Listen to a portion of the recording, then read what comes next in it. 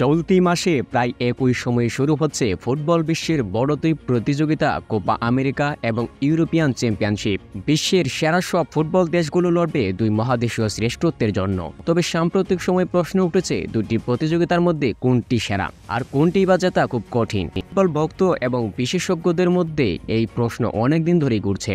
ভালো করে বিশ্লেষণ করলে দুটি প্রতিযোগিতামূলক এবং আসর জেতা যে কোনো দলের জন্যই সম্মানজনক। এছাড়াও তাদের নিজস্ব আলাদা চ্যালেঞ্জ রয়েছে। এখন দেখে নেওয়া যাক দুই প্রতিযোগিতার মধ্যে কোনটির পক্ষে কি করা যায়। ইউরোপের ফুটবল খেলুড়ে দেশগুলো শ্রেষ্ঠত্বের প্রমাণ দেওয়ার এই পরীক্ষায় সাধারণত যে কোনো দলের জন্যই জেতা কঠিন বলে মনে করা হয়। কারণ হিসেবে বলা যায় অন্য মহাদেশীয় দলগুলোর চেয়ে ইউরোপের দলগুলো অনেক শক্তিশালী এবং প্রতিযোগিতামূলক। 24 দলের টুর্নামেন্ট হওয়ায় প্রায় প্রতিটি ম্যাচে চ্যালেঞ্জিং হয়।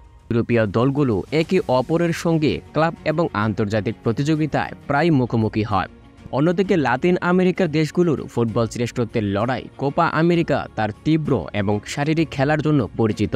ঐতিহ্যগতভাবে ব্রাজিল এবং আর্জেন্টিনার মতো দলগুলো এই টুর্নামেন্টের প্রাধান্য বিস্তার করে। সম্প্রতি উত্তর এবং মধ্য আমেরিকার দলগুলোকে অন্তর্ভুক্ত করে এটিকে আরও প্রতিযোগিতামূলক করা হয়েছে। তারকার ভার ইউরো বনাম কোপার লড়াইয়ের সবার প্রথমে যে ব্যাপারটি উঠে আসবে তা হচ্ছে দুই টুর্নামেন্টের তারকা ফুটবলারদের উপস্থিতি। সেদিকে বিবেচনায় এবারের ইউরোতে যেন তারকার হাট বসেছিল। প্রায় প্রতিটি দলে ছিল এক বা একাধিক তারকা ফুটবলারের উপস্থিতি, যা টুর্নামেন্টের ঔজ্জ্বল্য বাড়িয়ে দিয়েছিল বহুগুণে। Cristiano Ronaldo, Kylian Mbappe, Harry Kane, Kevin De Bruyne, Roberto Lewandowski, Luka Modric, Jude Bellingham, Pedri, Saka সহ আরও অনেকেই। অন্যদিকে কোপা আমেরিকার ইউরোর তুলনায় তারকা কম। Messi, Vinicius, Rodrygo, Christian Pulisic, Darwin Nunez, Valverde, Luis Diaz সহ আরও অনেকেই। ইনজুরির কারণে খেলতে পারছে না ব্রাজিলের বর্তমান তারকা নেইমার। প্রতিযোগিতার মানের দিক দিয়েও অনেক এগিয়ে থাকবে ইউরো। এবারের ইউরোতে অংশ নিয়েছে মোট 24টি দেশ। মূল পর্বে অংশগ্রহণের টিকিট পেতে বাছাই পর্বে বেশ কাঠখড় পোড়াতে হবে প্রতিটি দেশকেই, যে কারণে দলগুলোর মধ্যে লড়াই করার মানসিকতা অনেক বেশি। বাছাই পর্ব পেরিয়ে মূল পর্বে খেলতে হয় বলে তুলনামূলক শক্তিশালী দলগুলোই মূল পর্বে খেলার সুযোগ পায়। অন্যদিকে কোপা আমেরিকার প্রতিটি আসরেই দক্ষিণ আমেরিকা মহাদেশের 10টি দেশ অংশগ্রহণ করে থাকে। এর বাইরের আমন্ত্রিত 2টি দেশ সহ 12টি দেশ নিয়ে সাধারণত আয়োজিত হয় কোপা আমেরিকা। কিন্তু এইবার কোপা আমেরিকায় অংশ নেবে 16টি দেশ। দক্ষিণ আমেরিকার 10 এবং উত্তর ও মধ্য আমেরিকার 6 দেশ নিয়ে আয়োজিত হয়েছে এইবারের কোপা আমেরিকা। প্রাইজ মানির দিক দিয়ে কোপার তুলনায় অনেক এগিয়ে ইউরো।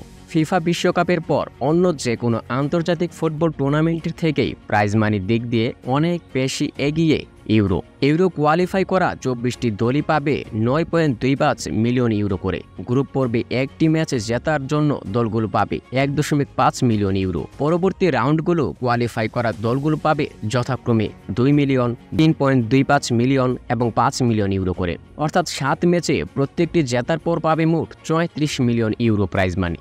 অন্যদিকে প্রাইজ মানির দিক দিয়ে ইউরোর চেয়ে বহুগুণে পিছিয়ে আছে কোপা আমেরিকা। অংশগ্রহণ করা দলগুলোর জন্য থাকে না বরাদ্দ কোনো প্রাইজ মানি। কোয়ার্টার ফাইনাল খেলা দলগুলো পাবে 1.5 মিলিয়ন ডলার। তৃতীয় এবং চতুর্থ হওয়ায় দলগুলো পাবে যথাক্রমে 3 মিলিয়ন এবং 2.5 মিলিয়ন ডলার। রানার্স আপ হওয়া দল পাবে 3.5 মিলিয়ন ডলার এবং শিরোপাজয়ী দল পাবে 6.5 মিলিয়ন ডলার। যেখানে ইউরোর প্রাইজ মানি হচ্ছে 34 মিলিয়ন, সেখানে কোপা আমেরিকার প্রাইজ মানি মাত্র 6.5 মিলিয়ন ডলার। দর্শকের উপস্থিতি কোপা আমেরিকা আর ইউরোর মধ্যে তুলনা করলে খেলার মাঠে দর্শকের উপস্থিতি দিয়ে কোপা এবং ইউরো প্রায় সমান। কোপা আমেরিকার কথায় মাথা আসলে আমাদের সামনে বাসত ছন্দময় ফুটবলের সাথে তাল মিলিয়ে দর্শকের সুরের ঐকতান।